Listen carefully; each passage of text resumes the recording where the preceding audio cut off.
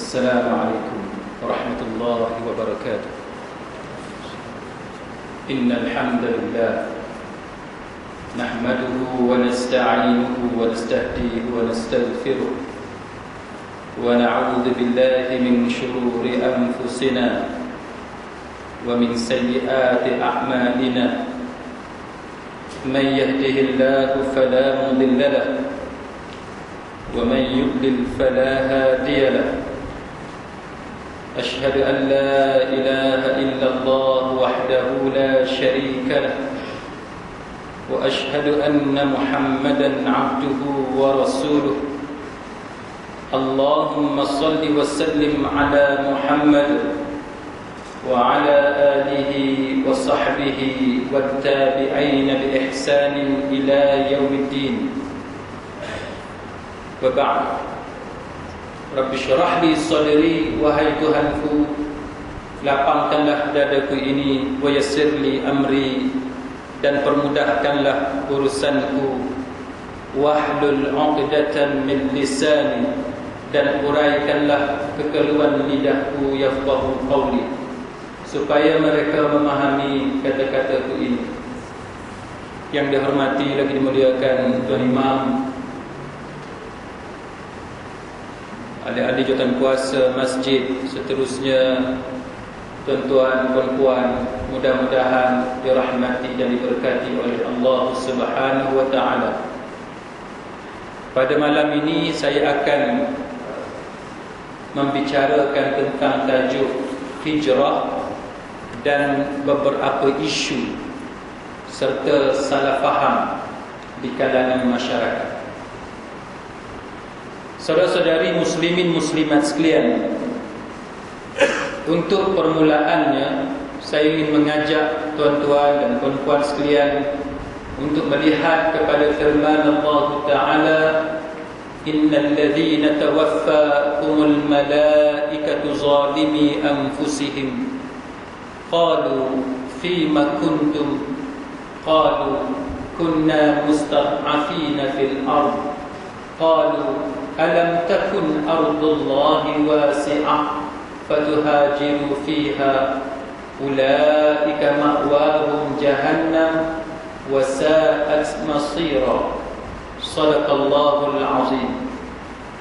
Sesungguhnya golongan yang diwafatkan oleh malaikat maut, mereka itu dalam keadaan menzalimi diri mereka sendiri. Lalu malaikat maut bertanya kepada orang-orang yang mati itu, bagaimanakah keadaan agama kamu ketika kamu dimatikan? Maka orang-orang yang telah mati itu menjawab, kami adalah golongan mustad'afin, golongan yang dianiaya di bumi kami sendiri. Lalu mereka ditempelak oleh malaikat maut, dengan malaikat maut berkata kepada mereka, bukankah bumi Allah Ta'ala itu luas di mana kamu boleh berhijrah kepadanya? Maka judgment daripada Allah ialah ulaika ma'wahum jahannam, mereka itu tempat kembali mereka ialah neraka jahannam, wa sa'at masira, sejelek-jelek tempat kembali. Saudara-saudari muslimin muslimat sekalian, ayat ini diturunkan oleh Allah Ta'ala kerana berlakunya satu peristiwa dalam peperangan Badar. Perang Badar ialah perang yang pertama dalam sejarah Islam selepas Nabi sallallahu alaihi wasallam berhijrah ke Madinah dari Makkah. Maka peperangan yang pertama yang berlaku adalah perang Badar, yang mana peperangan itu dimenangi oleh orang-orang Islam. Selesai sahaja peperangan Badar, mayat-mayat tentera daripada kedua-dua belah pihak bergelimpangan, bercampur aduk dalam keadaan yang tuan-tuan boleh bayangkan, medan tempur penuh dengan darah, dengan mayat dan sebagainya, orang-orang yang cedera dan lain-lain.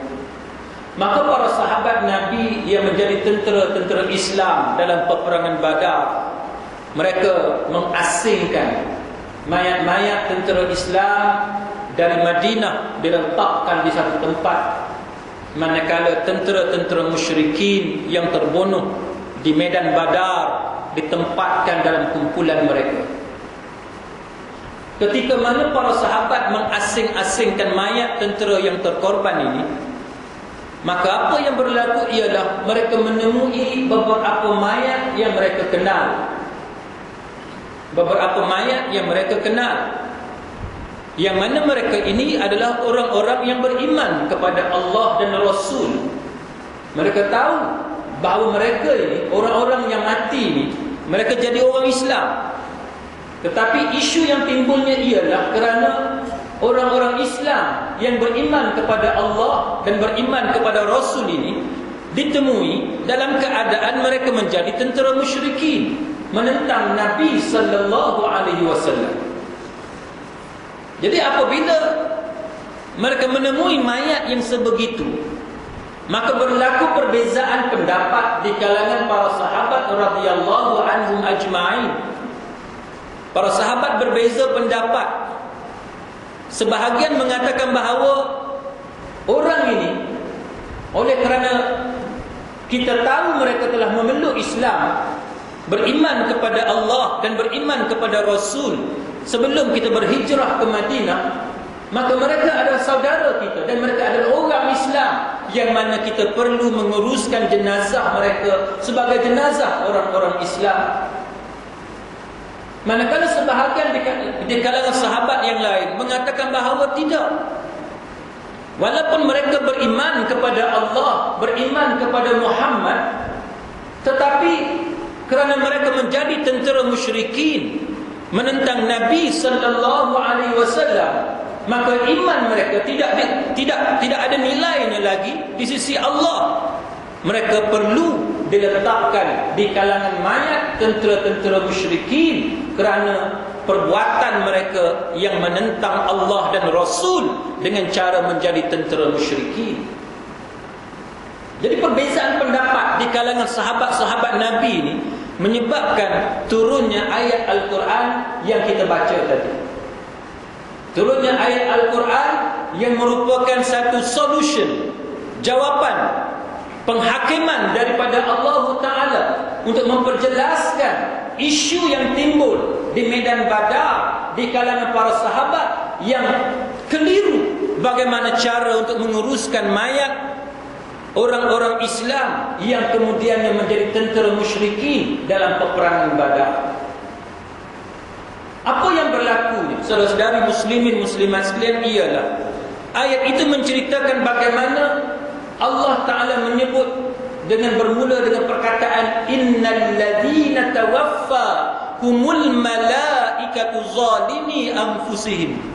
Sesungguhnya golongan yang diwafatkan oleh malaikat maut, mereka itu dalam keadaan menzalimi diri mereka sendiri. Mereka itu dalam keadaan menindas diri mereka sendiri, membuat aniaya kepada diri mereka sendiri. Saudara-saudara tengok perkataan itu, innal ladzina tawaffahum, sesungguhnya golongan yang diwafatkan oleh siapa? Oleh malaikat maut. Orang ni tuan-tuan, daripada ayat Quran yang saya baca tadi, tuan-tuan dengar istilah yang digunakan oleh Allah Ta'ala kepada orang ni baik ke jahat? Baik ke jahat? Innal ladzina tawaffahumul malaikatu zalimi anfusihim. Zalim, jahatlah, kan? Orang yang menzalimi diri dia sendiri, buat naya dekat diri dia sendiri, dia orang jahatlah.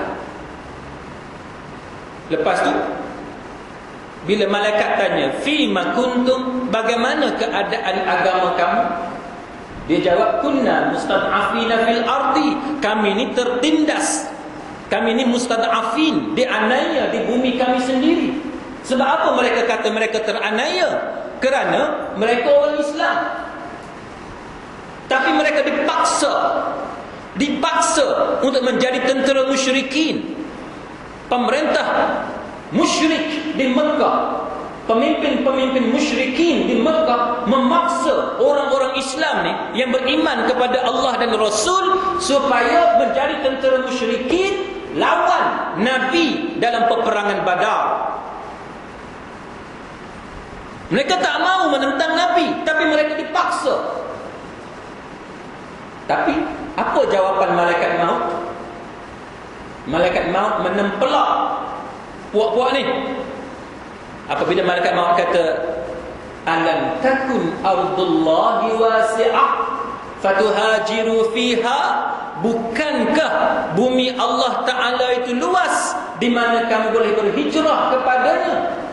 Yang kamu duduk di Mekah tu pasal apa? Nabi dan para sahabat yang lain, Umar, Al-Khattab, Abu Bakar Siddiq dan sebagainya, habis dengan orang lain, semua pakat hijrah dalam kumpulan masing-masing. Yang kamu masih tinggal di Mekah tu pasal apa? Orang lain sanggup meninggalkan, mengorbankan harta benda dia, menempuh penderitaan, menempuh tribulasi, mihnah, segala ujian kehidupan, semata-mata kerana ingin menyelamatkan iman dan akidah yang ada dalam diri mereka, sehingga meninggalkan Mekah yang merupakan kampung halaman semata-mata kerana Allah dan Rasul. Mereka pergi ke Madinah. Yang kamu masih duduk di Mekah tu pasal apa? Itu tempelak daripada malaikat maut. Bumi Tuhan ni kan luas. Yang kamu masih berdegil nak duduk di situ pasal apa? Yang stubborn sangat, keras kepala sangat tu pasal apa? Sayang kepada harta benda tu pasal apa? Bumi Allah Ta'ala luas. Maka Allah Ta'ala menyebut ulaika ma'wahum jahannam. Mereka itu tempat tinggal mereka, tempat kembali mereka ialah neraka jahannam. Bila Allah Ta'ala menggunakan istilah ulaika ma'wahum jahannam, apa makna jahannam? Kalau seseorang itu masuk dalam neraka jahannam, apa makna dia? Maknanya dia bukan lagi Islam. Tidak ada orang Islam yang akan masuk neraka jahannam. Yang akan masuk neraka jahannam hanya ada dua. Yang pertamanya orang yang jelas kekafiran dia. Yang keduanya yang tersembunyi kekafiran dia, yang kita panggil munafik. Dua tu je. Orang kafir dan yang keduanya munafik. Luarnya Islam, dalam dia menyembunyikan kekufuran kepada Allah Ta'ala. Dua ni masuk neraka jahannam. Orang Islam walaupun dia jahat macam mana sekalipun, dia tak akan masuk neraka jahannam. Na'udzubillah min zalik. Jadi bila Allah Ta'ala kata ulaika ma'wahum jahannam, tempat kembali mereka, tempat mereka nak duduk hari akhirat nanti ialah neraka jahannam, maka para mufassirun mengatakan bahawa orang Islam yang jadi tentera musyrikin, walaupun dia dipaksa menjadi tentera musyrikin, tapi sebab dia enggan, dia tak mau pindah, dia tak mau ikut Nabi untuk menyelamatkan iman dan akidah mereka, tapi lebih selesa dengan kemewahan hidup yang diuji oleh Allah Ta'ala. Dia lebih rela duduk di rumah dia yang dia banggakan sangat. Dia lebih rela sayang kepada binatang ternakan yang dia ternak dah beberapa lama. Dia lebih sayang kepada kebun-kebun buah-buahan dan sebagainya, tanam-tanaman yang dia dah tanam beberapa lama. Itu yang lebih dia kasihi berbanding dengan iman dia kepada Allah. Maka dia dihukum sebagai golongan yang kafir. Wasa'at masira, seburuk-buruk, sejelek-jelek tempat kembali. Muslimat sekalian, orang ni buat jahat, kafir, tapi Allah Ta'ala guna istilah apa? Innal ladzina tawaffa, mereka yang diwafatkan oleh malaikat maut, tapi dia jahat. Orang Melayu kita yang wafat ni siapa dia? Nabi. Itu orang Melayu. Orang Melayu ni dia ada beberapa benda hak pelik sikit. Tapi saya nak cerita ni sebab supaya tuan-tuan dapat beza. Tuan-tuan dapat beza hak mana hak Melayu dan hak mana hak agama. Itu tujuan kita mengaji, supaya kita tahu pasal apa dia lagu ni, pasal apa dia lagu tu, sebabnya cerita dia macam ni. Itu tujuan kita mengaji. Orang Melayu ni tuan-tuan, perangai dia nak memuliakan Nabi. Yang tu bagus, yang tu tak salah. Memuliakan Nabi, hukum dia wajib. Wajib bagi orang Islam, wajib bagi kita semua untuk mengagungkan Nabi, memuliakan Nabi. Cuma ada beberapa perkara yang kita memuliakan Nabi, tapi sebenarnya bukanlah benda tu ada asal usul daripada agama. Contoh yang kita sebut tadi, kita ni kalau Nabi kita sebut wafat, kita payah nak dengar orang lain sebut Nabi mati. Ada juga kadang-kadang kita dengar, tapi bahasa rasminya bila kita tulis ataupun kita bercakap dalam bahasa rasmi, kita akan kata Nabi wafat. Ada tuan-tuan dengar ada orang kata Pak Haji hari itulah sebelah rumah tu dia dah wafat dah. Ada kita dengar orang cakap macam tu? Tak ada kan? Kita tak dengar orang kata jiran sebelah dia wafat. Kita tak dengar. Kita tak dengar. Ataupun ada Cina yang duk repair motor dekat Sungai Dua tu, dia dah wafat dah. Hak tu lagi teruk ah. Siapa yang kata Cina repair motor wafat, yang tu kira sesat dah. Kira sesat tu. Tak, kira sesat. Mana orang guna Cina pula wafat? Kalau kita kata Hindu pula yang ada nanda, ada foto tu wafat, lagi bengong. Tu lagi pening. Tapi tuan-tuan, yang saya nak sebut. Tapi kalau tuan-tuan tengok cara Quran menggunakan perkataan innal ladzina tawaffa. Wafat tu bahasa Arab. Dia tak ada kaitan. Bila sebut wafat tu, dia bukan bermakna orang tu mulia ataupun orang tu jahat dah. Dia tidak menunjukkan orang tu mulia ataupun jahat. Tuan-tuan pergi dekat kubur, tanah perkuburan, tuan-tuan tengok tulisan pada batu nisan, pada tanda-tanda yang orang Melayu kita letak kan. Dia akan tulis Al-Mutawaffa. Dia tulis Al-Mutawaffa. Itu orang tu mati. Nama dia apa? Bila tarikh dia mati.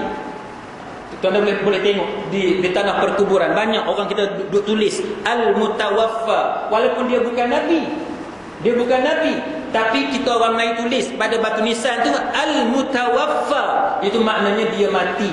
Jadi penggunaan perkataan wafat bukanlah bermakna hanya untuk orang yang mulia.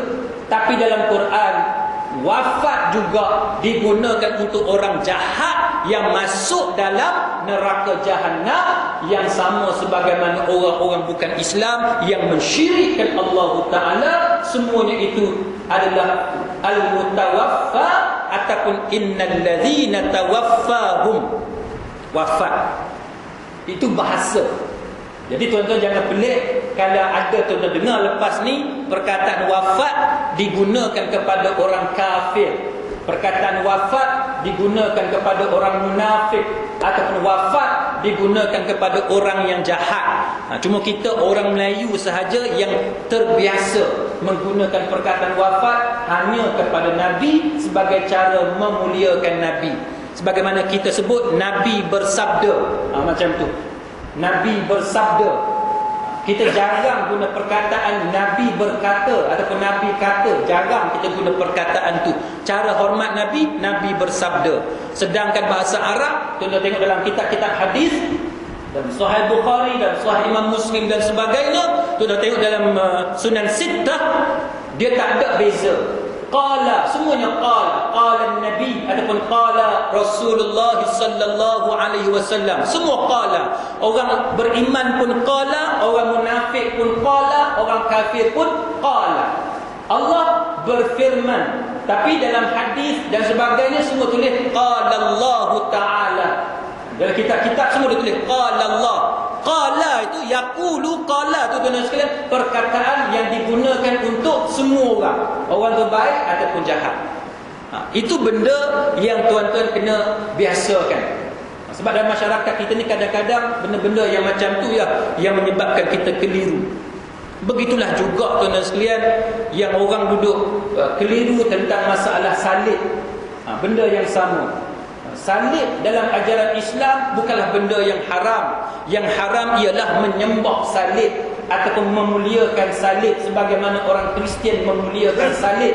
Tapi salib sebagai perkakas, salib sebagai alat, yang tu memang ada dalam ajaran Islam. Sebagaimana yang saya biasa cerita kepada tuan-tuan tentang hukuman hirabah, kan? Hukuman hirabah, ay yuqattalu au yusallabu, kan? Hendaklah kamu bunuh dia, au yusallabu, Quran kata, au yusallabu, atau salibkan dia.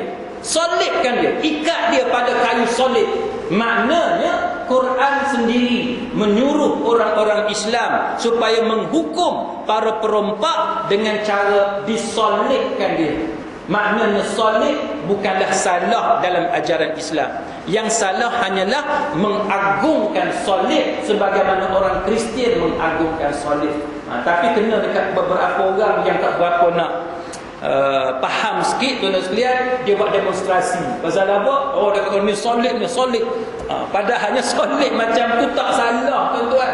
Dalam masjid kita pun ada banyak solid kat pintu, ada 3 dah tuan-tuan. Tu, ada 3 dah solid. Palang dah 3. Tuan-tuan kalau tuan-tuan kata solid tu haram, tuan-tuan kena buang tu. Pintu belah sini pun ada 3, tingkat tu ada 2, ni pun ada 2, atas tu lagi ada 2. Habis tu macam mana tuan-tuan nak buat? Tu tak pandang lagi dekat kapet, tak pandang lagi dekat ekor dan sebagainya. Semua hak berpalang tu semua solid. Maka adakah itu haram? Dah, itu tidak haram. Benda yang kebetulan macam tu, benda yang jadi alat, yang jadi perkakas sebagai tools, tu tidak haram. Yang haram bila kita buat salib untuk disembah. Itu yang haram dalam agama kerana dia menyerupai ajaran Kristian yang mensyirikkan Allah Ta'ala dengan Jesus Christ. Itu baru haram. Baik. Bila kita faham yang tuan-tuan sekalian, barulah kita clear. Sebenarnya orang-orang Islam ini dia berpendapat dengan pendapat yang kadang-kadang bercampur antara ilmu agama dengan perkara-perkara yang kita kata yang tidak ada kaitan dengan agama. Saudara-saudara muslimin muslimat sekalian, maka ayat itu menjadi dalil kepada kita bahawa orang yang memilih untuk berada di negara kafir Mekah masa tu, walaupun kemudiannya dia dipaksa, dia bukan rela nak pergi perang lawan Nabi, tapi dia dipaksa. Sebab dia kata kunna mustad'afina fil ardi, kami teraniaya di bumi kami sendiri. Tapi alasan itu tuan, excuses yang macam tu tidak diterima oleh Allah Ta'ala. Sebab tu tuan-tuan, bila saya berada di England dalam beberapa program dengan pelajar-pelajar dan golongan profesional yang bekerja di luar negara, saya memberikan pandangan yang sebenarnya tidak begitu disukai oleh beberapa orang. Sebab saya mengatakan bahawa berada di luar negara, di negara yang bukan Islam, dalam keadaan anak-anak kita terjejas pembesaran dia dari sudut agama. Kita ada anak, tapi anak kita terbantut pembesaran dari sudut agama, akidah, iman dia, kerana faktor sekeliling dia. Sedangkan kita ada pilihan yang banyak dalam dunia yang luas ini. Saya ada bukti tuan-tuan, rakan-rakan saya yang anak-anak perempuan mereka serba salah nak pakai tudung. Serba salah nak pakai tudung. Sebab kawan-kawan orang putih keliling tu semua tak pakai tudung. Mana ada orang putih pakai tudung? Orang putih yang bukan Islam lah. Mana ada yang pakai tudung? Dah lah tudung tak pakai, pakai skirt pendek pula tu. Skirt pendek yang dekat dengan punggung tu. Seluar tak pakai. Dia pakai tights. Tuan-tuan tahu tie? Tahu tie kan? Sampai orang putih, tuan-tuan, orang putih pening. Bukan orang Melayu pening, orang putih pening. Dia kata, where should I look at? Dia kata. Tuan-tuan faham? Where should I look at? Hak tua-tua ni keluar dalam surat khabar, keluar dalam TV, adalah program-program pasal budak-budak remaja semua ni. Semua pakat dia tanya, aku nak tengok kat mana ni? Dia kata. Orang tua, orang putih pun tak tahu nak pandang arah mana. Sebab apa? Sebab bila budak-budak sekolah menengah ni naik tangga, skirt dah lah pendek, pakai tight pula. Nak pandang arah mana? Tuan-tuan tahu nak jawab, pandang arah situ lah. Kalau tuan-tuan. Tapi nak ceritanya, orang putih pun dia tak boleh terima. Dia tak boleh terima keadaan macam tu. Dan yang paling pelik tuan-tuan sekalian di England ni, di sekolah-sekolah agama Kristian ni, kan, sekolah-sekolah church yang di bawah kelolaan gereja ni tuan-tuan sekalian, pun budak-budak perempuan dia pakai pakaian macam tu. Kita di Malaysia ni, kalau sekolah agama di Malaysia ni, tak kira lah sekolah agama milik kerajaan pusat ke kerajaan negeri ke agama rakyat dan sebagainya, swasta dan lain-lain. Kalau sekolah agama kita boleh cam, pakai tudung labuh kan. Kita boleh cam lah. Budak sekolah agama kita tahu tudung labuh. Tapi di UK tuan-tuan, semua pakat pening. Sekolah di bawah kelolaan church, tapi budak perempuan semua pakai skirt pendek dengan tie. Semua pakat pening. Itu keruntuhan yang berlaku di negara England sekarang ni. Jadi saya bagi tahu, saya kata fatwa Lajnah Daimah lil Buhuthil Ilmiyah wal Ifta yang dianggotai oleh 4-5 orang daripada Hay'ah Kibarul Ulama Saudiyah yang dipengurusikan oleh Syekh bin Baz umpamanya, mengatakan bahawa berdasarkan ayat yang kita baca tadi, tuan-tuan sekalian, Syekh bin Baz dalam Lajnah Daimah itu mengatakan bahawa haram hukumnya tinggal ataupun berada di negara kafir dalam keadaan kita ada pilihan di negara Islam, di mana bila kita berada di negara kafir tersebut agama kita terjejas. Kalau agama terjejas, kalau agama tak terjejas, tak apa. Tuan-tuan nak kerja kat UK ke, kat Perancis ke, kat Italy ke, Switzerland, tu tak ada masalah kalau agama tidak terjejas. Tapi kalau agama terjejas, tuan-tuan wajib berikhtiar untuk kembali ke negara Islam yang akan menyelamatkan penghayatan agama kita, termasuk anak-anak. Itu berlaku kepada rakan-rakan saya yang anak perempuan dia susah nak pakai tudung sebab kawan-kawan dia semua pakai pakaian yang tak sama dengan kita orang Islam. Jadi hukum agama ni tuan-tuan, tujuan dia nak protect kita. Dia nak jaga kita. Kita yang rasa susah dengan agama. Kita rasa susah dengan agama ni. Macam tuan-tuan lah, doktor bagi ubat. Bila tuan-tuan sakit, doktor bagi ubat. Dah lah bagi ubat, ada pantang larang pula tu. Hak ni tak boleh makan, sejuk lah. Hak tu tak boleh makan, begitu begini. Susah tak? Susah? Susah.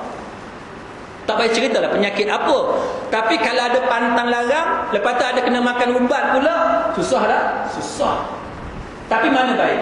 Tuan-tuan ikut pantang larang tu, ataupun tuan-tuan rempuh macam bulldozer? Bagi setengah orang, tak payah pandang-pandang, buat susah, mati-mati juga. Dikira lagu tu. Tuan-tuan pilih. Tuan-tuan nak yang mana? Jadi agama ni tuan-tuan, macam tu. Agama ni, dia ada pantang larang dia. Dia ada ubat yang kena makan. Yang tu yang tuan-tuan kena buat. Jadi bagi setengah orang yang tidak ada kemanisan iman, dia tak ada rasa zuk, kemanisan iman tu. Halawatul iman tu tak ada dalam diri dia, menyebabkan dia rasa menyampah dengan agama, dia rasa susah dengan agama, dia rasa cerewet dengan agama. Tapi bagi orang yang ada halawatul iman, kemanisan iman itu dan sekalian, setiap benda yang dia buat, ketundukan dia kepada ajaran agama menambahkan rasa manis dia antara hubungan dia dengan Allah Subhanahu wa taala. Sebab tu orang yang macam ni, kalau dia tengok menjejaskan agama dia, dia akan cari tempat lain yang boleh menyelamatkan agama dia. Sebab apa yang kita nak duduk tempat yang susah? Ada cerita yang saya biasa cerita dekat tuan-tuan sebelum ni, tapi saya ulang balik. Tuan-tuan mungkin pernah dengar cerita di mana seorang bapa saudara saya, tuan-tuan, hidup dia susah. Dia meniaga kedai makan, tuan-tuan, semua tak menjadi. Meniaga dekat Pasir Mas, ada masalah. Meniaga dekat wakaf baru di Kelantan tempat saya lahir pun ada masalah. Susah. Lepas tu berhijrah pula, sebab kita bercakap pasal hijrah ni. Berhijrah pula ke Damansara, Kuala Lumpur tu, pun masalah. Saya dengan ayah saya pergi makan dekat gerai dia di Damansara tu. Saya dengan ayah saya lepas makan lauk yang dia hidang tu, kami bergilir berebut bilik air tu, tuan. Dua-dua orang. Lepas saya, ayah saya. Lepas ayah saya pula. Lepas saya, ayah saya. Bergilir, berebut bilik air. Tak tahulah lauk yang dia hidang tu, yang dah berapa lama kita tak tahulah. Susah hidup dia. Air muka pun kita tahu. Air muka orang susah kan. Air muka orang kaya lain. Air muka orang senang, orang happy lain. Air muka orang sedih lain. Macam itulah kita tengok air muka pun kita tahu. Tapi dia ni, tuan-tuan, tak putus asa. Hijrah ke satu tempat, tak menjadi, pergi tempat lain, tak menjadi, pergi tempat lain. Akhirnya, tuan-tuan, dekat mana yang dia akhirnya perniagaan dia maju? Bila dia pergi ke Bentung, Pahang. Bila dia berhijrah ke Bentung, Pahang, itulah yang perniagaan dia makin maju, menyebabkan sekarang ni dia dah balik ke Pasir Mas. Boleh tengok macam mana dia ni dapatlah rezeki yang melimpah ruah daripada Allah Ta'ala. Anak-anak dia pun juga menjalankan perniagaan yang sama. Itu menunjukkan kepada kita bahawa orang yang tidak putus asa dengan rahmat Allah Ta'ala, dengan rezeki daripada Allah Ta'ala, dia usaha. Di mana tempat yang kita tak berjaya, kita cuba tempat lain. Maka akhirnya dengan sangkaan baik kita kepada Allah, ana inda zanni 'abdi bi, Allah Ta'ala sebut dalam hadis kursi, aku bersama-sama sangkaan hambaku kepada aku. Kita baik sangka kepada Allah. Setiap kali kita rasa susah, kita sangka baik. Ini cara Allah Ta'ala nak bagi pahala kepada kita. Anak kita sakit, perniagaan kita merosot, orang keji kita, bergaduh dengan orang, macam-macam masalah timbul, anak buat perangai, kita kena sangka baik. Ini cara Allah Ta'ala nak bagi pahala kepada kita. Bila kita berhadapan dengan pelbagai masalah, kita hadapi masalah itu dengan sabar, kita tak lari, kita tak putus asa, maka setiap masa itulah pahala itu bertambah di sisi Allah Ta'ala. Itu cara dia. Bukannya dengan cara bunuh diri sebagaimana yang setengah-setengah orang duk buat. Bukan cara pergi jambatan Pulau Pinang, terjun dalam air laut. Bukan cara dia. Bukannya naik flat 15 tingkat, terjun, mencabut nyawa sendiri. Bukan cara dia. Jadi itu cara pahala yang Allah Ta'ala berikan kepada kita dengan menguji, dengan pelbagai ujian. Maka dalam kisah ni, tuan-tuan sekalian, Allah Ta'ala nak tunjuk kepada kita bahawa kita ni janganlah melebihkan harta benda, janganlah melebihkan kesenangan hidup melebihi daripada iman dan akidah kepada Allah Ta'ala. Dia akan tiba satu masa clash. Antara duit yang banyak dengan iman kepada Allah. Berapa ramai manusia, tuan-tuan, bila orang nak bagi dekat dia duit rasuah, dia tak mau. No, dia kata, ini rasuah, ini haram, aku tak mau. Berapa ramai pula bila orang bagi rasuah kat dia, under counter, dia terima dengan senang hati. Berapa ramai orang yang bila orang bagi pelacur dekat dia no, dia kata tidak, tak boleh, ini haram. Dan berapa ramai pula yang kata dia boleh. Mungkin tuan-tuan ingat saya pernah cerita dulu dekat tuan-tuan. Anak buang saya, tuan-tuan, dia ni ibu ayam. Tuan-tuan tahu ibu ayam kan? Ibu ayam, dia kena buang daerah ke belah Johor ni. Dia kena buang daerah ke belah Johor. Sebab apa kena buang daerah? Dia dalam undang-undang negara kita ni, katalah polis serbu sarang pelacuran. Serbu salah satu hotel, tangkap 10 orang prostitute. Serbu hotel hak lain pula, dapat tangkap 15 orang. Serbu tempat lain pula, dapat tangkap 2-3 orang. Apa yang polis buat tuan-tuan? Dalam investigation dia akan buka kertas siasatan. Dia akan tanya, siapa hak jaga awak ni? Siapa ibu ayam? Siapa yang nak jaga awak, nak bela awak ni, siapa dia? Setiap kali dia serbu tu, kalau nama yang sama keluar, nama yang sama keluar, walaupun kes tu tak pergi ke mahkamah, tapi kalau nama yang sama keluar, maka nama itulah yang akan dihantar ke Menteri Dalam Negeri untuk dikeluarkan perintah buang daerah. Itu cara pentadbiran undang-undang dalam negara kita ni. Tak masuk mahkamah, tak masuk. Dia panggil administrative law. Dia bukan punishment. Punishment lain. Kalau punishment, kena pergi ke mahkamah. Itu punishment. Macam orang duk bising pasal ISA dulu kan. ISA tak pergi mahkamah sebab dia bukan punishment. Dia bukan hukuman. Dia adalah administrative. Dia berundang-undang pentadbiran. Sama dengan buang daerah. 2-3 kali keluar nama yang sama, dalam 3 serbuan, 3 nama ibu ayam hak yang sama keluar, maka polis akan buat satu macam cadangan kepada menteri supaya nama ni kena buang daerah. Jadi anak guam saya ni tuan-tuan, dia ni Cina masuk Islam, perempuan ni, dia kena buang daerah sebab nama dia banyak kali keluar. Nama dia banyak kali keluar. Dia kena buang daerah ke satu negeri di Johor. Buang daerah ke Johor. Dia pun jumpa saya satu hari. Saya kata kat dia, macam mana you boleh datang? Ni Penang. You kena buang daerah. Buang daerah kena duduk dekat Johor. Ini Penang. Dia kata, ya Haji, dia kata, sekarang pakai ini mah. Ini pakai ini, dia kata. Anak kau, saya kata, dia kata pakai ini tak ada masalah. Dia kata nak pergi Kuala Lumpur boleh, nak pergi Perlis boleh, nak pergi Kelantan pun boleh. Dia kata pakai ini, dia kata. Saya nak gelak lah. Kita, yalah, dia kelentong kan, dia cakap betul ke kita tak tahu kan. Dia kata pakai ini, pakai duit. Lepas tu saya pun tanya dia, saya kata, prostitute yang kamu ada tu harga berapa? Dia pun ceritalah, ada harga 100.5, ada harga 200. Dia cerita harga-harga ni. Dari mana saya tanya? Dia kata Uzbekistan pun ada, Jerman pun ada, macam-macam lah. Ada beberapa negeri. Dia pun tanya saya balik, pasal apa Haji tanya? Haji minat ke? Dia tanya saya minat ke?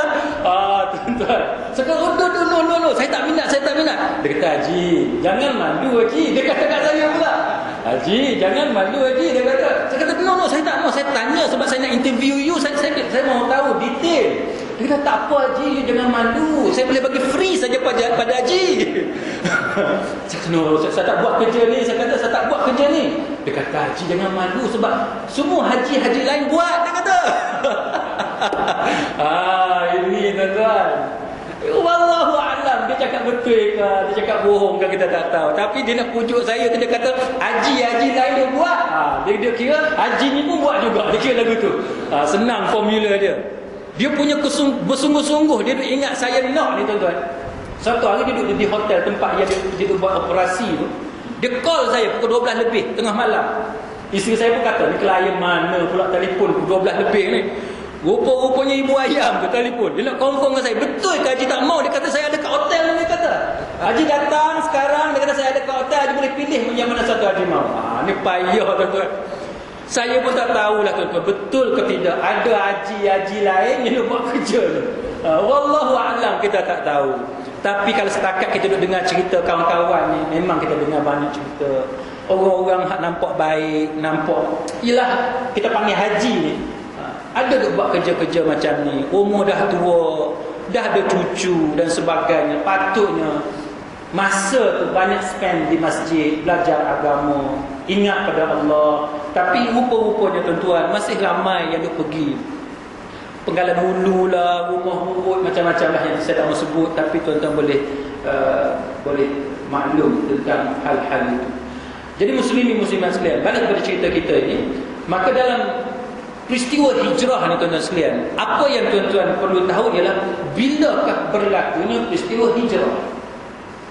Dalam kepala masyarakat kita, dalam ingatan masyarakat kita, kebanyakan kata Nabi hijrah bulan Muharram ataupun 1 Muharram. Kebanyakan dalam masyarakat kita dia ingat macam tu. Sebab itulah kita sambut peristiwa hijrah. Sebab nak kenang balik peristiwa hijratul Rasul. Baik. Soalannya tuan-tuan, kita nak kena tanya, betul ke Nabi berhijrah 1 Muharram ataupun yang kita panggil awal Muharram, yang kita duk sambut tiap-tiap tahun, setiap kali datang awal Muharram kita duk sambut cerita pasal peristiwa hijrah Nabi, setiap kali awal Muharram hijrah Nabi. Soalannya kita nak tahu, adakah betul bahawa peristiwa hijrah berlaku dalam bulan Muharram, ataupun lebih tepatnya orang Melayu duk terima awal Muharram ataupun 1 Muharram Nabi berhijrah. Banyak rujukan, tuan-tuan boleh cari sendiri, tapi yang saya sempat bawa untuk kita baca sikit malam ni ialah satu kitab Ar-Rahiqul Makhtum. Ar-Rahiqul Makhtum, satu kitab sirah. Tulisan asal dia dalam bahasa Arab. Tapi naskah yang ada dengan saya ni, buku yang ada dengan saya ni, terjemahan dalam bahasa Inggeris. Sebab ada satu jemaah yang bagi hadiah kat saya buku ni, Ar-Rahiqul Makhtum, yang asal dalam bahasa Arab, tapi yang ada dengan saya ni dalam bahasa Inggeris. Baik, Ar-Rahiqul Makhtum ni, yang bagusnya apa dia? Yang bagusnya, dia masuk pertandingan. Buku sirah Nabi ni, dia masuk pertandingan penulisan tentang sirah Nabi. Dia kata, this book was awarded first prize. Buku ni dapat hadiah yang pertama pada Muslim World League, Liga Muslim Sedunia, ataupun Rabitah Alam Islami.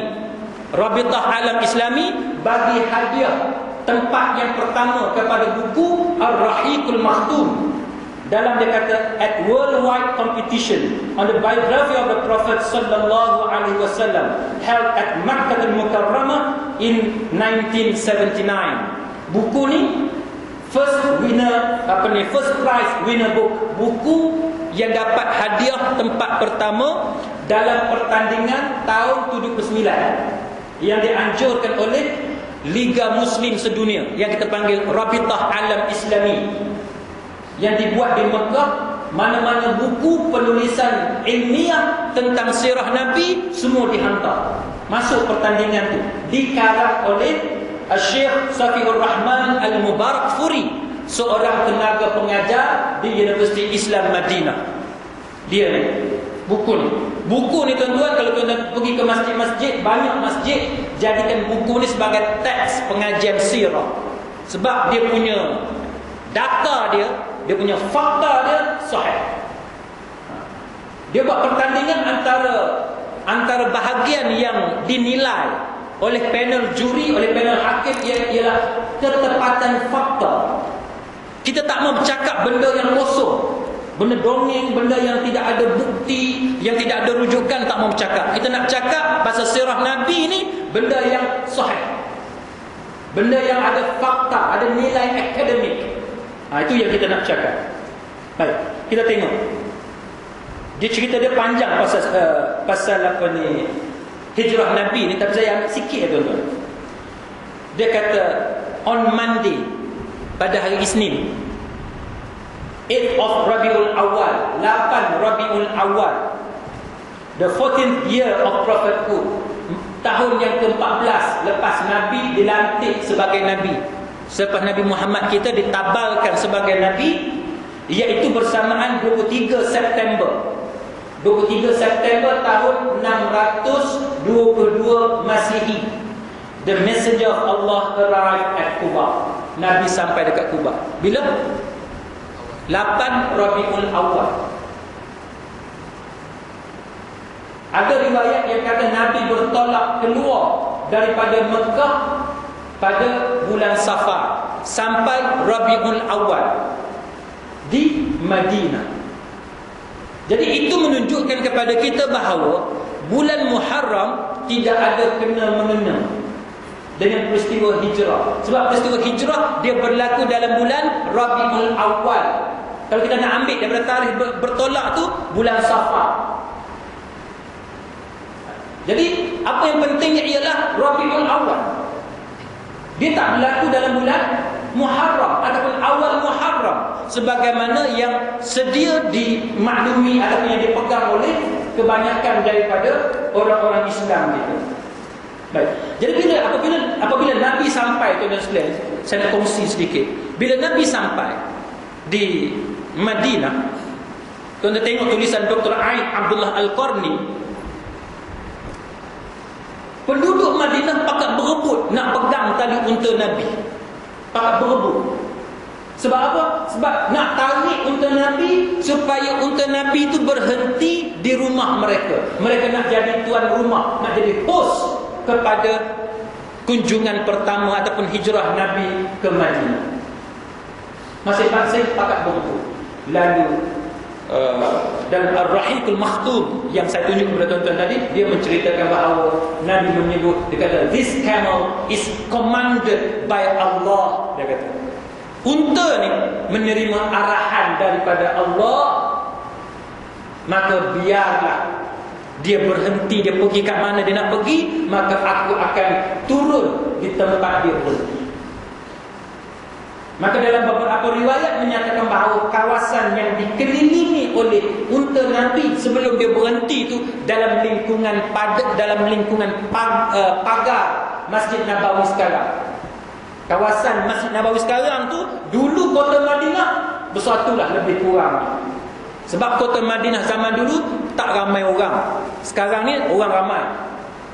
Maka bila unta Nabi duduk jalan keliling kawasan tu, lalu dia berhenti di satu tempat di dalam kawasan rumah Abu Ayyub Al-Ansari.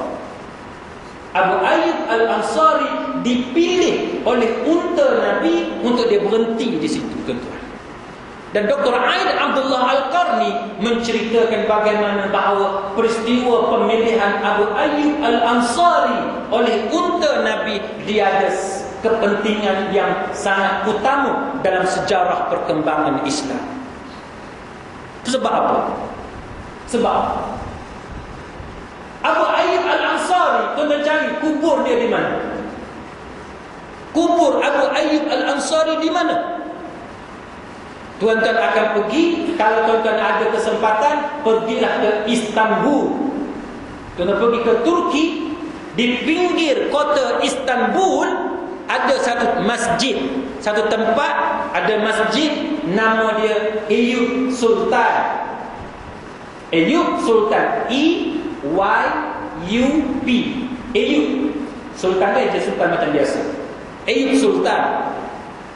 Eyüp Sultan tu ialah masjid yang mana dalam kawasan masjid tu ada kubur. Eyüp tu ialah Ayyub, Abu Ayyub Al-Ansari, yang merupakan sahabat Nabi yang dipilih oleh unta Nabi untuk dia berhenti dalam peristiwa hijratul Rasul ke Madinah. Tuan-tuan, macam mana dia boleh duduk kat sana kubur dia dekat Istanbul, sedangkan Abu Ayyub Al-Ansari dari Madinah? Jawapannya kerana Abu Ayyub sangat yakin kepada janji Nabi. Dia nak kepada gelaran sebaik-baik tentera ialah tentera yang menawan kota Konstantinopel. Dia nak yang tu. Tuan-tuan baca sejarah penawanan kota Konstantinopel, adakah dengan satu serangan? No, bukan satu serangan. Berkali-kali serangan dilancarkan oleh tentera Arab dari kalangan sahabat-sahabat Nabi selepas kewafatan Nabi sallallahu alaihi wasallam, kerana para sahabat ingin merebut gelaran sebagai tentera, sebaik-baik tentera ialah tentera yang dapat menawan kota Konstantinia. Tapi serangan yang dilancarkan oleh tentera Arab di kalangan para sahabat gagal meruntuhkan kota Konstantinopel pada masa itu. Bila yang berjaya awal Sultan Muhammad Al-Fatih. Dia Arab ke tuan-tuan? Dia bukan berbangsa Arab. Dan dialah yang menemui maqam Abu Ayyub Al-Ansari di pinggir kota Istanbul. Sampai sekarang ni tuan-tuan, tuan-tuan pergi ke Istanbul, tuan-tuan akan dapat berjumpa dengan Ayub Sultan ataupun tempat yang kita panggil sebagai masjid dan juga kubur Abu Ayyub Al-Ansari. Apa istimewa Abu Ayyub Al-Ansari? Sebahagian riwayat mengatakan bahawa pada usia dia 82 tahun. Masa usia dia 82 tahun, jihad dilancarkan untuk menawan kota Konstantinopel. Dia nak menyertai rombongan tentera Islam untuk menawan kota Konstantinopel. Anak-anak dia halang. Bahasa kita ni, kalau ikut bahasa kita, tak payahlah ayah. Ayah dah tua lah, umur 82, nak pergi buat apa malam ni? Siapa umur 80 lebih? Ada? Ni semua muda-muda lah. Dari mana dah tua malam ni? Tak ada. Saya tak nampak lagi umur 80 ni, rasanya tak ada. Tak tahu aku awet muda orang Sungai Dua ni, kan? Tak ada, rasanya tak ada. 80 tak ada. Saya tak ada. 80 tak ada. Semuanya, semua muda-muda belakang, bawah 80. Dia 82. Dr. Ain Abdullah Al-Qarni menceritakan bagaimana dia dihalang oleh anak-anak dia. Dia jawab apa? Khifafan wa thiqala, berat ke ringan ke, dia kata, aku tetap pergi juga. Aku tetap pergi juga. Punya nak tawan kota Konstantinopel, nak tawan Istanbul, nak runtuhkan kerajaan Byzantine ataupun Byzantine, nak tawan tuan-tuan sekalian. Serangan yang dilancarkan, yang disertai oleh Abu Ayyub Al-Ansari, menang ke kalah? Kalah. Setengah riwayat kata dia mati akibat daripada kecederaan dalam peperangan. Sebahagian riwayat mengatakan dia mati bukan sebab peperangan, tapi serangan yang dia sertai itu kalah di tangan tentera-tentera Kristian. Maka kubur dia ada di Istanbul. Yang menang Sultan Muhammad Al-Fatih punya percaya kepada janji Nabi, umur 82 pergi perang lagi. Kita 80 masjid pun tak datang dah. Tak ada umur 80 ada? Tak ada. Mana ada? Tak datang, tak larang ustaz. 80 takkan berdosa. Tak datang masjid dah 80. Abu Ayyub bukan tak datang, bukan sahaja masjid, pergi perang. Bukan sahaja pergi perang. No, Istanbul. Orang kita bila masuk umur 55, tajuk percakapan biasa apa dia? Hang pencing umur berapa? 58. Seorang kata 60, seorang kata 65, seorang kata aku pencen awal. Macam-macam lah. Bila masuk umur 50 lebih kan, tajuk biasanya hang pencen bila? Lepas tu soalan kedua apa dia? Hang nak balik mana? Aku dah buat rumah dah dekat Kota Baru, dah buat rumah dekat kampung kat Baling, dah buat rumah dekat Perlis. Macam-macam lah. Semua duk fikir nak balik kampung. Salah tak tuan-tuan nak balik kampung? Tak salah. Balik kampung tak salah. Tapi yang saya nak tegurnya ialah tuan-tuan, kita hidup ni mestilah sentiasa berjuang. Hang nak balik kampung ke? Kamu nak buat rumah besar di kampung halaman ke? Faddal, silakan. Tapi agenda yang mesti kita semat dalam kepala kita, macam mana kita nak berjuang menegakkan agama Allah Ta'ala. Macam mana kita nak bagi sumbangan kepada agama supaya mati kita nanti ada amalan jariah, amalan berterusan yang pahala tu tak berhenti-henti datang kepada kita semasa kita duduk di alam barzakh. Masa duduk dalam kubur tu, kita nak tengok pahala tu datang tak berhenti-henti melalui amalan jariah. Jariah tu duduk bergerak, duduk berlari selalu kan. Amalan berterusan, yang tu yang kita nak. Tak apa nak pencen kat mana tak jadi masalah, tapi fikir macam mana kita nak bagi sumbangan kepada agama. nak bagi sumbangan menegakkan kalimah Allah. Jangan bagi alasan aku dah umur 80, aku tak larat. Kalau bagi jawapan macam tu, ingat kepada Abu Ayyub Al-Ansari dalam peristiwa hijrah yang kita cerita sebentar tadi. Muslimin muslimat sekalian, yang terakhir, tak tahulah yang terakhir setakat mana terakhir ni, ada beberapa perkara yang saya nak sentuh pada malam ini supaya tuan-tuan dapat gambaran yang jelas dalam beberapa isu yang berlaku dalam masyarakat kita. Antaranya ialah yang biasa orang duk cakap banyak kali ni, ialah tentang doa awal tahun dengan akhir tahun. Ini banyak orang duk cakap. Kita nak ambil satu pandangan, tuan-tuan sekalian, saya faham isu ini isu yang agak kontroversial dalam masyarakat kita. Sangat sensitif dalam masyarakat kita. Cuma saya minta malam ni tuan-tuan buka minda, tuan-tuan tengok macam mana saya ulas, tuan-tuan balik fikir. Benda ni sama ada benda tu, benda yang saya nak bagi tahu kepada tuan-tuan ni adalah benda yang sebenarnya betul ataupun benda yang salah. Di kalangan masyarakat kita ni paling kurangnya ada dua pihak. Satu pihak yang memang sokong, yang memang mempertahankan amalan baca doa awal tahun dengan akhir tahun. Itu golongan yang pertama. Golongan yang kedua ialah golongan yang menentang, yang membid'ahkan amalan membaca doa awal tahun dan akhir tahun. Saya tak mau bercakap dengan nada yang terlalu akademik sehingga menyebabkan tuan-tuan susah nak faham. Tapi saya suka kalau kita bercakap dengan bahasa yang mudah. Dengan bahasa yang mudah, untuk kita mudah faham. Tuan-tuan tengoklah antara dua pihak ni. Satu pihak yang menentang, dia kata bid'ah, haram, dia kata. Ini benda yang Nabi tak buat, benda yang sahabat tak buat. Antara alasan yang biasa mereka guna ialah lau kana khairan, kalau benda tu baik, kalau benda tu baik, la sabaquna ilaihi. Mana nescaya para sahabat Nabi sudah mendahului kita. Mana sahabat memang buat awal-awal lagi, lebih awal daripada kita. Kalau betul benda tu baik.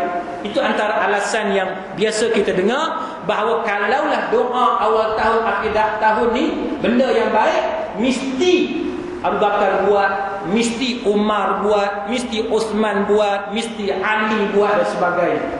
Mesti sahabat-sahabat buat, tabi'in buat, Tawus buat, Atha bin Abi Rabah buat. Tapi tidak ada satu riwayat pun daripada para sahabat dan para tabi'in yang buat benda-benda macam ni. Maka itu antara alasan pihak yang membid'ahkan amalan membaca doa awal tahun dan akhir tahun. Manakala pihak yang mempertahankan, dia mengatakan bahawa ini ada doa. Apa salahnya kita baca doa? Baik. Walaupun benda tu Nabi tak buat, tapi dia kata benda tu benda baik. Tahun hijrah pun dibuat selepas zaman pemerintahan Umar Al-Khattab. Zaman Abu Bakar belum ada lagi tahun hijrah. Tahun hijrah ada bermula takwim hijrah secara rasminya pada zaman pemerintahan Umar Al-Khattab radhiyallahu anhu. Maka antara dua pandangan ni tuan-tuan pilih hak mana? Ayah jawab. Sensitif Dia gini tuan-tuan. Ini pandangan saya dan saya serah kepada tuan-tuan, tuan-tuan nilai sendiri. Antara dua pandangan ni, bagi saya lah, tuan-tuan kenal saya banyak dah lama. Perangai saya tak suka bergaduh. Saya tak suka bergaduh. Saya kalau boleh, kalau orang bergaduh, saya suka mendamaikan. Saya suka mengharmonikan. Tapi kalau benda tu yang perlukan ketegasan, kita bertegas. Baik, soalan yang pertama yang kita nak kena jawab ialah, Nabi ada buat tak? Itu soalan pertama yang kita nak mesti jawab. Nabi ada buat tak? Tak ada. Sahabat Nabi ada buat tak? Tak ada. Tabi'in tuan tahu kan? Tabi'in tahu kan? Tabi'in ni orang yang hidup zaman sahabat tapi tak sempat nak jumpa dengan Nabi. Itu tabi'in. Dengan sahabat dia sempat, dia dan. Itu tabi'in. Tabi'in sempat tak? Tabi'in buat tak? Tak. Lepas tu kita buat. Macam mana? Macam mana? Satu. Okay. Nombor dua, doa ni, adakah doa yang dilarang kita berdoa? Ada? Doa minta keburukan tak boleh lah. Tapi doa minta kebaikan, ada tak? Dilarang? Tak ada. Doa ni tuan-tuan belajar bab doa. Secara mudahnya doa dia ada dua. Satu kita panggil doa mutlak. Yang kedua doa secara muqayyad, yang bersyarat, yang ada sempena-sempena. Mutlak ni doa apa pun, ikutlah doa apa pun. Yang kedua ni hak muqayyad, yang bersempena-sempena ni. Saya nak bagi satu contoh. Anak tuan-tuan nak periksa. Periksa apa hari ni? SPM. Tuan-tuan minta doa kepada Allah. Ya Allah, berikanlah kepada anakku A+, ya Allah. Straight, A+ straight, ya Allah. Contoh. Contohlah, kan? Nak tanya tuan-tuan, bid'ah ke? Jawab. Bid'ah. Apa bid'ah yang tak bid'ah? Bid'ah ni benda ibadat yang kita reka. Itu cara mudah kita nak faham. Ibadat hak tak ada, hak Nabi tak ada contoh daripada Nabi, tak ada contoh daripada sahabat Nabi, hak kita reka. Itu bid'ah. Doa ni benda hak Nabi ajar. Fastajibuli, minta berdoalah, minta maaf, berdoalah kepada Allah Ta'ala, mintalah kepada aku, nescaya aku akan jawab permintaan kamu tu dengan lafaz yang umum. Dan daripada apa hak Nabi ajar dan sahabat-sahabat tunjuk kepada kita bahawa doa ni satu benda yang bersifat mutlak. Mintalah apa sahaja, asalkan jangan duk langgar benda-benda yang jelas masalah. Jadi zaman kita sekarang ni ada SPM contohnya. Zaman Nabi mana ada SPM? Tak ada SPM.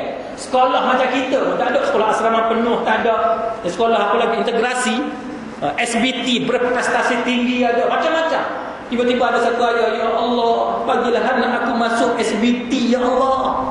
Boleh dia kata, boleh bid'ah. Tak boleh, itu bukan bid'ah. Sebab doa ni kita boleh minta apa sahaja asalkan benda tu benda baik. Tuan-tuan, katalah tuan-tuan minat dekat satu orang, nama dia Salmah. Saya reka, saya tak ada Salmah malam ni.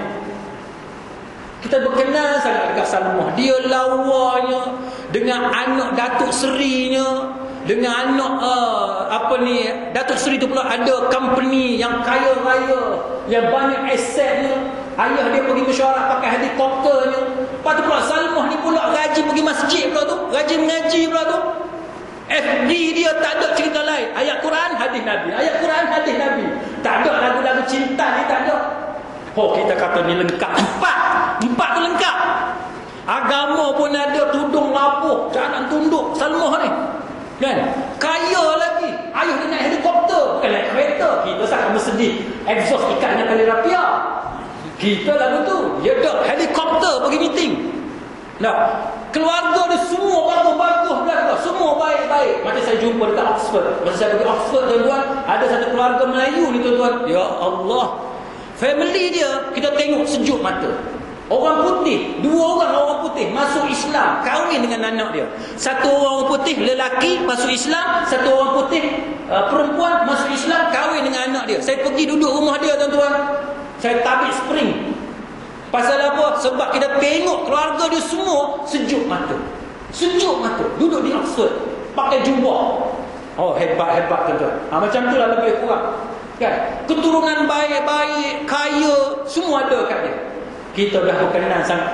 Tak ada dah orang lain boleh lawan Salmah. Maya Karim tak boleh lawan.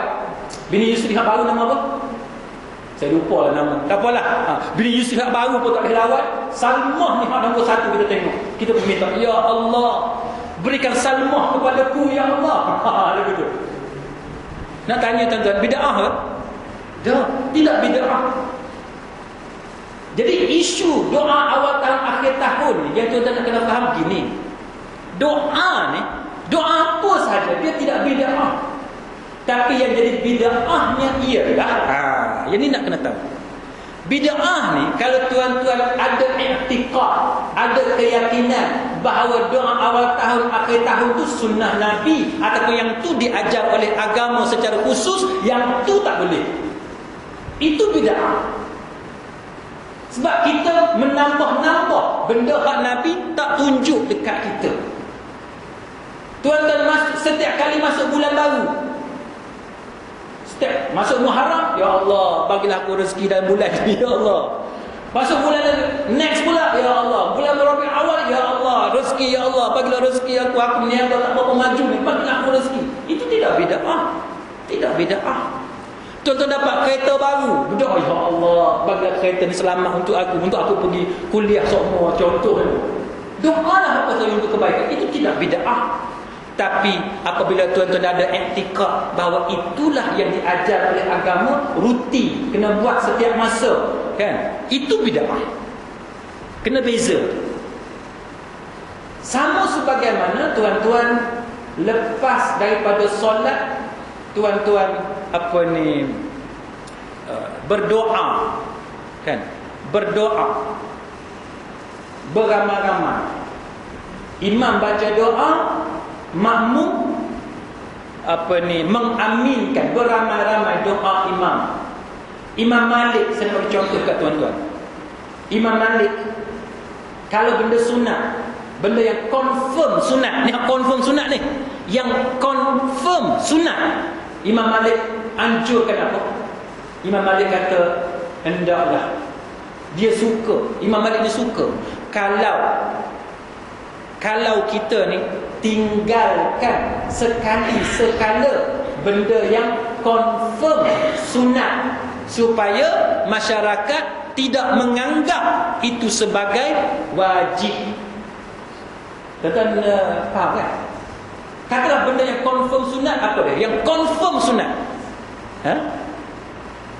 contohnya benda yang confirm sunat apa dia? Katalah surah Kahfi hari Jumaat, kan? Baca surah Kahfi hari Jumaat, yang tu confirm sunat, yang tu tak ada masalah, Allah tak petikai.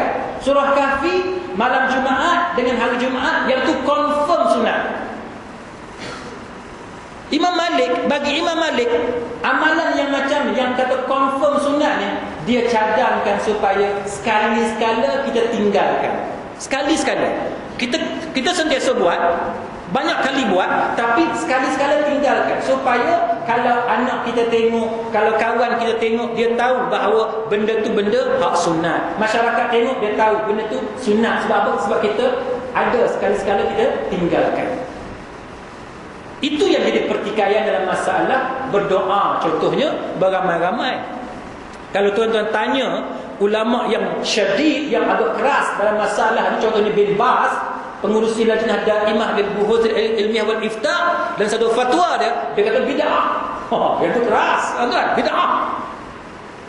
Tak boleh. Tuan-tuan lepas semayang, angkat tangan dengan imam, dengan makmum, angkat tangan berdoa beramai-ramai, mengaminkan secara jahat beramai-ramai, itu bid'ah. Tapi banyak lagi pandangan-pandangan lain yang disokong oleh dalil-dalil yang lain yang menunjukkan bahawa berdoa beramai-ramai pernah dilakukan oleh Nabi sallallahu alaihi wasallam, tapi bukan selepas daripada solat. Maka sebahagian fuqaha menjadikan itu dalil bahawa berdoa beramai-ramai, ada orang aminkan, itu bukanlah satu kesalahan, tapi menjadi salah satu ajaran Nabi. Maka sebab itu di setengah-setengah tempat kalau tuan-tuan pergi, kadang-kadang imam sengaja tak baca doa, atau sengaja tidak berzikir beramai-ramai, dia tinggal macam tu sahaja, nak tunjuk kepada makmum ataupun nak tunjuk kepada masyarakat benda tu sebenarnya bukanlah benda yang ditekankan sangat. Sampai kita ni kalau tak buat seolah-olah berdosa contohnya. Jadi itu cara faham yang betul. Barulah bila kita tengok benda-benda macam ni tuan-tuan, kita tak mudah resah, kita tak mudah nak bergaduh. Kita dengar betul-betul, kita belajar betul-betul, dan kita tahu macam mana ulama mengambil dalil. Dan kalau kita rasa tak setuju dengan pandangan-pandangan rakan-rakan kita dalam beberapa perkara, kita jangan cepat melatah, tapi kita kena tenang dulu, buka rujukan, tengok Quran macam mana, hadis macam mana, para sahabat macam mana, barulah kita tidak cepat melenting dan perkara-perkara macam ni. Saya minta maaf, saya dah terlebih masa sikit tuan-tuan. Kalau setakat tu tuan-tuan ada sebarang soalan?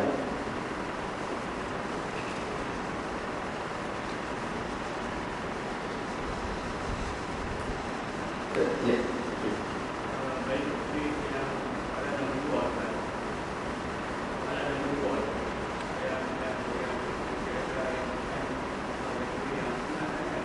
Apa dia? Sunat.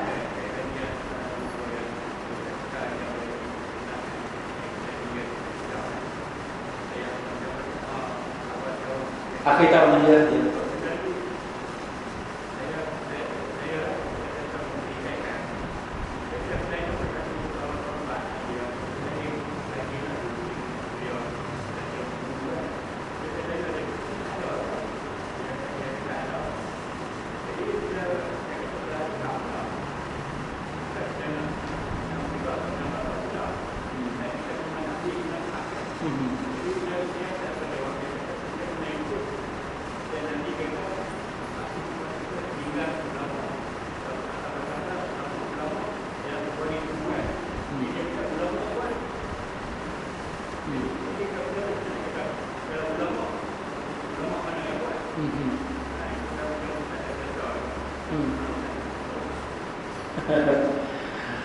Wallahu a'lam. Saya secara jujur, saya sendiri belum dapat menemui asal usul doa awal tahun dan akhir tahun. Asal usul itu di mana? Dia sama sebagaimana yang kita pernah bincang dulu tentang isu ilahi lastu lil firdausi ahla wala aqwa ala naril jahim. Kan? Tuan tahu kan isu tu kan? Isu apa ni, ya Allah ya Tuhanku, lastu lil firdausi ahla, aku tak layak untuk masuk ke syurga-Mu, tapi pada masa yang sama aku tidak kuat untuk menerima ataupun untuk masuk ke dalam neraka jahim-Mu. Dia sama sebagaimana zikir yang macam tu. Zikir munajat ilahi lastu lil firdausi ahla, tuan-tuan. Setengah pihak kata dia datang daripada munajat Al-Imam Syafi'i rahimahullahu ta'ala. Tetapi para pengkaji yang membuat kajian tak jumpa dalam mana-mana kitab yang dikarang oleh Al-Imam Syafi'i rahimahullahu ta'ala tentang doa tu memang Imam Syafi'i yang buat. Tak ada, tak jumpa. Sama juga ada pihak yang kata zikir munajat itu datang daripada Rabi'atul Adawiyah, seorang ahli sufi perempuan. Para pengkaji, para ulama buat kajian, tak jumpa kat mana benda tu datang. Cuma didapati bahawa dia bukannya yang pastinya dia bukan datang daripada Imam Syafi'i, bukan datang daripada Rabi'atul Adawiyah, tapi dia datang daripada sumber lain yang bukanlah sumber yang terkenal, yang tak boleh dikaitkan dengan Imam Syafi'i dan tak boleh dikaitkan dengan Rabi'atul Adawiyah sebagaimana kepercayaan sebahagian daripada kita. Jadi bila jadi macam tu, soalan sekarang ni, salah tak kita nak beramal dengan doa tu? Yang tu tentu tak nak kena jawab dulu. Salah ke? Salah ke? Kalau tuan-tuan tanya saya, tak salah. Sebab makna dia tidak bertentangan dengan agama. Dia hanya kata aku tak layak untuk masuk ke syurga-Mu. Bukan bermaksud dia tak mau masuk syurga, tapi dia merendahkan diri. Sebagaimana dalam musannaf musannaf Abdul Razak umpama kita tengok Umar Al-Khattab kan, dia kata kalau ada 10 orang, kalau ada 10 orang, 9 orang masuk syurga, seorang masuk neraka. Dia kata aku bimbang kalau aku, itulah yang masuk neraka. Siapa dia tu? Umar Al-Khattab. Kalau 10 orang, seorang masuk neraka, 9 masuk syurga, Umar kata aku bimbang, aku tu yang seorang tu masuk neraka. Kalau tanya orang Sungai Dua, saya duk pergi masjid hari-hari, ustaz takkan masuk neraka. No, tapi masjid tu tak datang masjid, itulah masuk neraka. Tu kalau tak tanya orang Sungai Dua. Betul tak? Kalau tanya saya pun saya jawab gitu juga. Aku mengajar tiap malam, takkan aku masuk neraka? Oh, tak mengajar aku masuk neraka. Itu kalau tanya saya. Tanya orang Sungai Dua. Tapi tanya Umar Al-Khattab, Tuan Umar kata, aku bimbang, aku masuk neraka. Bukan bermakna Umar tu jahat, tapi dia punya rendah diri tu. Tuan tengok dalam Sahih Bukhari, Amr al-As, masa dia nak mati, dia merintih. Dia bahasa apa yang sesuai dalam bahasa Melayu ni. Sampai anak dia tanya, yang ayah takut tu pasal apa? Ayah punya untuk berjuang, berperang, duduk dengan Nabi sallallahu alaihi wasallam, mempertahankan Nabi. Yang ayah takut tu pasal apa? Amr bin al-As kata, aku bimbang nasib aku di alam barzakh. Dia punya takut nak mati. Padahal sahabat Nabi, tuan-tuan. Sahabat Nabi. Orang Sungai Dua kalau nak mati relax tu. Relax semayang tiap hari, takkan masuk neraka. Confirm punya malaikat tunggu. Tabik spring kat aku. Lagu tu ke? Tak. Sahabat Nabi yang terkemuka tunjuk contoh, dia bimbang nasib dia di alam barzakh.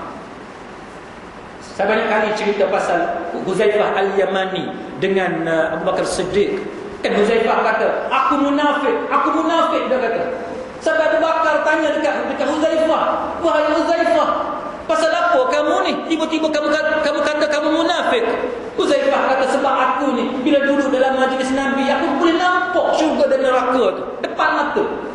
Tapi bila aku balik kepada isteriku dengan anak-anak, aku main dengan mereka di rumah, aku lupa kepada nasihat-nasihat daripada Nabi. Aku munafik.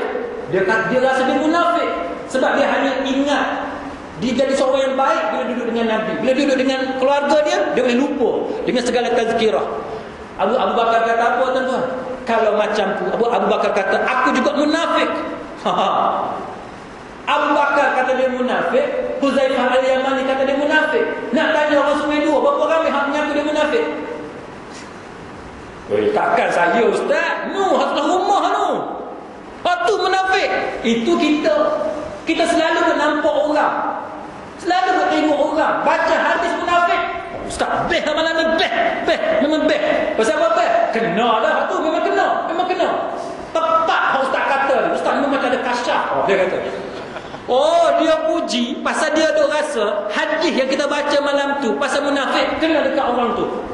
Pasal apa yang kita tak rasa kena kat kita? Itu soalan yang kita nak kena tanya. Setiap kali cerita pasal azab, pasal apa kita tak rasa kemungkinan azab tu kena kat kita? Kenapa setiap kali baca hadis Nabi pasal musuh Islam, pasal orang munafik, kita duk rasa kena kat orang semua? Orang je kena, yang kita tak pernah nak kena. Tuan-tuan, sebab itulah kali itu sunnah para sahabat kita dulu. Munafik ke aku ni? Jadi balik kepada cerita tadi, tuan-tuan, boleh baca doa ilahi rasulil firdaus sebab dia doa ataupun zikir yang menunjukkan kita merendahkan diri, kita rasa tak layak dengan amalan kita ni, kita rasa tak layak, tapi pada masa yang sama kita takut pada neraka Allah. Bukan sebab kita nak duduk tengah-tengah, dah. Kita tak mau tengah-tengah, semua nak masuk syurga, tapi rasa diri ni banyak dosa. Tapi ini ada tapi besar ni, tuan-tuan kena dengar betul-betul. Tapi dalam Sahih Bukhari ada disebut oleh Nabi sallallahu alaihi wasallam, kalau kamu minta dengan Allah Taala, mintalah syurga Firdaus. Mintalah syurga Firdaus. Maka satu doa ni yang tak ada yang kita tak tahu asal usul dekat mana, nak beramal dengan dia boleh, silakan. Tapi ada satu doa yang Nabi ajar, yang sudah tentu dia lebih baik, lebih afdal, lebih banyak pahala kerana mengikuti ajaran Nabi. Apa dia? Iaitu kalau mintalah syurga Firdaus walaupun kita rasa tak layak. Sebab tu saya dalam kebelakangan ini saya kerap baca doa Melayu supaya tuan-tuan faham. Dan saya sebut tadi pun lepas maghrib tadi saya sebut, Ya Allah, kurniakan kepada kami syurga Firdaus, syurga yang paling tinggi yang Engkau kurniakan kepada para hamba-Mu yang paling Engkau kasihi. Nak biasakan dengan masyarakat minta syurga Firdaus, syurga yang paling tinggi. Sebab dalam Sahih Bukhari Nabi ajar minta syurga Firdaus. Nak ke tak mau? Nak. Maka dalam keadaan tuan-tuan rasa tak layak sebab dosa banyak, pada masa yang sama biasakan, lazimkan diri minta syurga yang paling tinggi. Sama juga balik pada cerita doa awal akhir tahun. Wallahu a'lam, kita tak tahu datang daripada mana. Siapa nak beramal, dia boleh beramal tapi dengan syarat yang ketat. Dengan syarat yang ketat. Dia jangan sekali-kali beriktikad itu disunatkan, digalakkan oleh Nabi. Awal tahun kena baca, akhir tahun kena baca. Kalau tak baca, ni hang buat silap. Dan bukan macam tu. Memang tidak ada contoh. Tapi siapa nak beramal, dia boleh beramal, tapi jangan sekali-kali dia kaitkan bahawa ada pahala yang lebih kepada doa seperti itu. Dia kena ada, sebab tu saya sebut tadi, tuan-tuan nak minta doa apa pun, minta doa apa pun, tapi jangan ada kepercayaan yang saya sebut tadi. Okay. Tiba-tiba kalau kita dengar ada satu tempat dia tak buat, apa tempat tu tak buat doa awal tahun akhir tahun, jangan condemn. Jangan condemn, sebab memang ada pandangan-pandangan yang berbeza tentang masalah tu. Wallahu a'lam. Ada soalan ni? Jadi muslimat saya percaya setakat itulah kuliah kita pada malam ni. Sebagai kesimpulan tuan-tuan sekalian, saya nak tekankan sekali lagi, tuan-tuan jangan salah faham benda yang saya cuba bagi tahu. Kadang-kadang orang macam saya, penceramah ataupun pengkuliah, kadang-kadang dia nak cakap benda lain tapi yang keluarnya benda lain, dia tak perasan. Jadi kalau tuan-tuan rasa ada benda yang saya cakap tu tak clear ataupun tuan-tuan rasa tak betul, tuan-tuan kena bagi tahu, minta saya perjelaskan pada kuliah akan datang ataupun sebagainya. Sebab pernah jadi di beberapa tempat yang saya maksudkan benda lain, tapi ramai orang faham dah, tapi ada 2-3 orang dia tak faham sebagaimana yang kita niat. Jadi itu jadi kontroversi. Jadi kontroversi. Saya bukan berniat nak buat kontroversi, bukan, tapi yang penting tuan-tuan faham agama ni dengan cara yang betul. Kalau ada benda yang khilaf, benda yang berbeza pendapat tu, kita jangan mudah melenting. Jangan mudah melenting, kita dengar. Kalau kita rasa benda yang ustaz kata tak betul, kalau dia kata tak betul, kita buang benda tu. Sebab ustaz ni dia bukannya malaikat, dia bukannya nabi, dia bukan maksum, dia mungkin salah. Ambil yang tuan-tuan percaya betul, yang mana tuan-tuan rasa tak betul itu tuan-tuan perbetulkan. Jadi wallahu a'lam.